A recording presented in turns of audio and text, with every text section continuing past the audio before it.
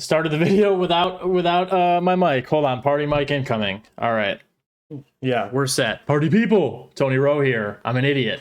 Starting up a new series. I have been training a fair amount, with my buddies, by myself, especially on calculation lately, but I thought it would be cool in the interest of releasing more content to you guys, trying to improve your chess more, building up healthy habits and all of the party people out there, that I would take like a position a week, and I'm tentatively calling it the party puzzle of the week, and just throwing it up for you guys. And basically what I'm going to do is short video, just hit you with the position, and then I'm going to give like 3 hints. Hopefully by the end, if you haven't gotten it, the third hint's going to cinch it for you. Take like 10 minutes. I'm going to be silent for a couple seconds, pause the video, take 10 minutes, black to move, see what you come up with here. And I'll even give you a hint straight out of the gate, find the win. Okay? So, ready? Go. Okay. Hopefully you've analyzed for 5-10 minutes. You've taken a look at this one. Hint number 1. If you have been using the fact that this rook is undefended in any of your calculations, has nothing to do with it. So go back to it if you want. If not, stay tuned for hint number 2. Okay, hint number 2.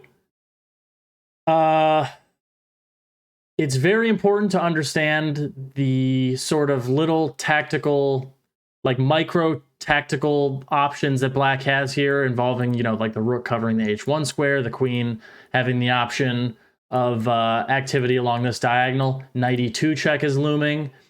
And if you've been seeing that maybe some of this stuff doesn't work, it might be worth trying to push one defender away from the king side before starting active operations there. Okay, hint number 3. Hopefully this would cinch it. Consider what would happen if along with hint number 2, consider what would happen if white's king was on f1 instead of g1. If the king were here, what would, like, let's say this queen was, you know, somewhere else, what would the answer be if the king was on f1? Okay, solution time. Let's go. Let's go. Who solved it? If you solved it, write it in the comments. If you didn't solve it and you missed it, let me know what you missed in the comments. Let me know if you like the Party Puzzle of the Week format, but here it is. The answer is 1g4. And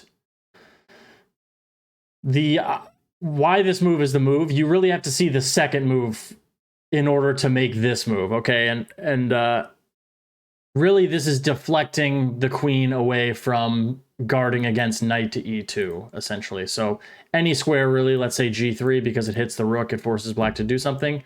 Key move, queen to f1 check. Woohoo! Baby, is that a beauty. Of course, now if rook takes f1, knight to e2. And notice this is the point. If in this position you go queen f1, you're just very sad after rook takes f1. That would be a big mistake. So if g4, queen g3, queen f1 works. And of course, the other point is that king takes f1 allows rook to h1 mate.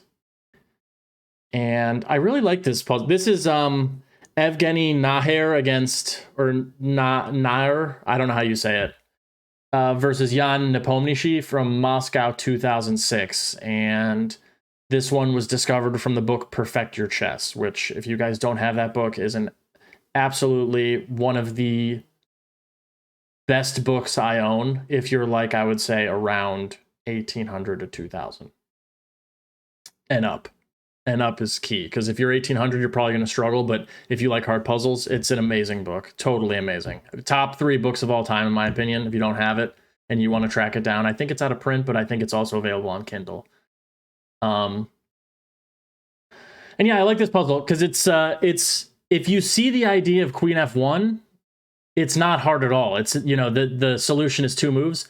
Nepomniachtchi missed it, by the way. He played queen b5 and was losing after rook d4, sort of extinguishing everything. Rook d4, sort of force, bishop d4, and then because there's this double attack, he went here, and then queen b3 completely squelched everything, and our most recent world championship contender was just down 2 pawns for nothing. So, but yeah, this problem is like interesting because you can see the little things kind of floating around, and it's just like, how do I make all of these little things kind of work? You know, you almost have to do like some kind of tactical motif accounting, you know, like kind of like positionally, like when you sit down to a position, if you were working out of, let's say, reassess your chess or something, which is primarily focused on positional chess, you'd start like summing up the imbalances. You'd go like, okay, this guy's got the 2 bishops, this guy's got, you know, bad pawn structure, there's a weak square here, and you try and make something of that. Here it's like, okay, there's like,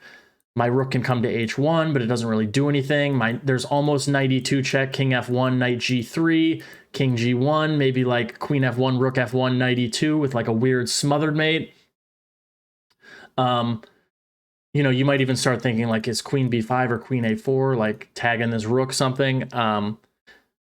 There's all these options. Maybe you even see like queen f1 works in the case of this because of rook h1, but you go, okay, rook f1 and I don't have knight e2 check, and then the wheels start spinning even further with g4, queen b7, and then queen f1. So I don't know, I thought it was an interesting one. My buddy Paul and I did not solve this one, so if you did not solve this one after, you know, 10 minutes of working on it, don't feel too bad. Nepomniachtchi didn't get it, Tony Rowe didn't get it. If you didn't get it, you're in great and reasonable company. Okay, so yeah, let me know what you think. As always, like, subscribe, shoot me a comment. I love to answer all of the viewer questions and just, you know, shoot the stuff. So yeah, party puzzle of the week number 1 complete. Tony Rowe out.